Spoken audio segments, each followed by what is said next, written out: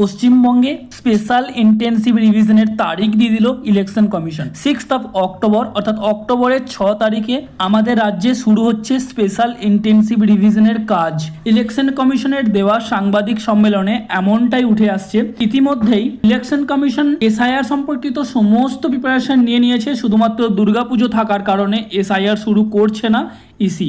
পুজো মিটলেই 6 October থেকে এই special intensive রিভিশনের কাজ জেলায় জেলায় শুরু হবে। আপনারা স্ক্রিনেতে যেটা দেখতে পাচ্ছেন এটা দি ডেলি জাগরণের একটি নিউজ পোর্টাল। এখানে আপনারা দেখুন, একটু ভালো করে যদি দেখেন, এটা হচ্ছে 19 তারিখে পাবলিশ করা এবং এখানে ওয়েস্ট বেঙ্গল এসআইআর বোল্ডে লেখা আছে। তারপরে দেখুন, the office of the chief electoral officer in West Bengal is gearing up for the special intensive revision of the electoral roll which is set to begin on 6th October.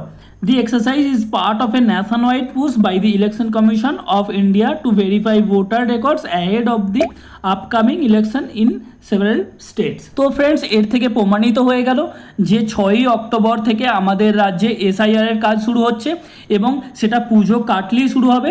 তো আমি এখানে দি daily জাগরণের news portal থেকে আপনাদেরকে দেখিয়েছি, আর একবার ভালো করে আমি আপনাদেরকে বলে দিচ্ছি। দেখুন, West Bengal SIR, the Office of the Chief Electoral Officer in West Bengal is preparing for the special intensive revision of the electoral rolls which is expected to begin from October 6. অর্থাৎ আর কোনো রকম কোনো date extend হবে না, এটাই final date. পশ্চিমবঙ্গে special intensive রিভিশনের এটাই হচ্ছে ফাইনাল ডেট, আর কোনো রকম কোনো ডেট এক্সটেন্ড হবে না।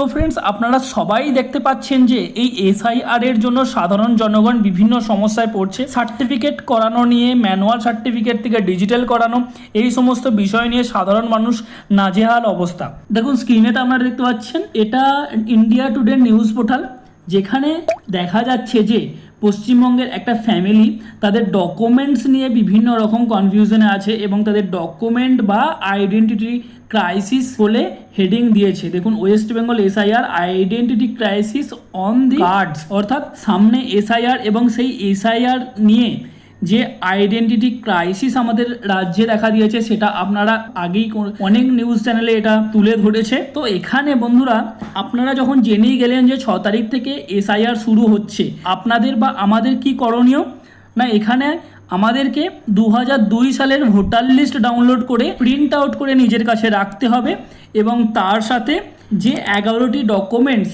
বিহারের এসআইআর এর সময় লেগেছিল সেই ডকুমেন্টসগুলো যে কোনো একটা, এবং তারপরে সুপ্রিম কোর্ট আধার কার্ডের যে ইনক্লুশন বলেছিল সেই আধার কার্ডের ডকুমেন্টসটাও পারলে আপনি আপনার কাছে রেখে দেবেন। অর্থাৎ 11টা ডকুমেন্টস প্লাস আধার কার্ড, এই 12টি ডকুমেন্টসের মধ্যে যে কোনো একটি ডকুমেন্টস আপনি আপনার সাথে রাখবেন, প্লাস আপনি আপনার মা এবং বাবার কোনো ডকুমেন্টস সাথে রাখবেন এবং সাথে 2002 সালের ভোটার লিস্ট আপনার ব্লক ও বুথ অনুযায়ী ডাউনলোড করে প্রিন্ট আউট করে সাথে রেখে দেবেন। তো ফ্রেন্ডস, এখানে আপনাদেরকে একটা জিনিস মনে রাখতে হবে, এই এসআইআর এর জন্য প্যানিক হবেন না। ধরুন কোনো ইলেকশন কমিশনের বিএলও আপনাদের গ্রামে গ্রামে আসবে এবং এসে প্রতিটি বাড়ি বাড়ি ভিজিট করে এই এসআইআর এর কাজ করবে। আপনার বাড়িতে যখন আসবে আপনি তখন 2002 সালের ভোটার লিস্টটা শো করাবেন যে এই দেখুন আমার এখানে নাম আছে বা আমার বাবা এবং মায়ের এই লিস্টে নাম আছে, আর সাথে আপনি আপনার একটা এই 12টি ডকুমেন্টসের মধ্যে যে কোনো একটা ডকুমেন্ট সাথে রাখবেন। এবার ধরুন এরকম আপনার বাড়ির অনেক ফ্যামিলি মেম্বার আছে, তো যাদের ভোটার কার্ড হয়ে গেছে, সবার এরকম যে কোনো একটা ডকুমেন্টস রাখবেন 12টা ডকুমেন্টসের মধ্যে, এবং সাথে 2002 এর ভোটার লিস্ট তো আপনার কাছে থাকছেই। তো ফ্রেন্ডস, আশা করি আপনাদের আর কোনো রকম কোনো কনফিউশন নেই এই এসআইআর নিয়ে। এসআইআর এর ডেটও পেয়ে গেছেন আপনারা, আর এই 12টি ডকুমেন্টসের লিস্ট আমি ডেসক্রিপশনে এবং কমেন্ট বক্সে দিয়ে দেবো, আপনারা সেখান থেকে নোট ডাউন করে নেবেন। তো ফ্রেন্ডস, আমি ভিডিওটি এখানেই শেষ করছি। ভিডিওটি যদি ভালো লেগে থাকে এবং যদি হেল্পফুল মনে হয় তাহলে অবশ্যই লাইক দিয়ে যাবেন, আর আপনি যদি আমার এই চ্যানেলে নতুন হয়ে থাকেন তাহলে এইরকম নতুন নতুন ইনফরমেটিভ ভিডিও সবার প্রথম পাওয়ার জন্য চ্যানেলটিকে সাবস্ক্রাইব করে পাশে থাকা বেল আইকনটি প্রেস করে দেবেন।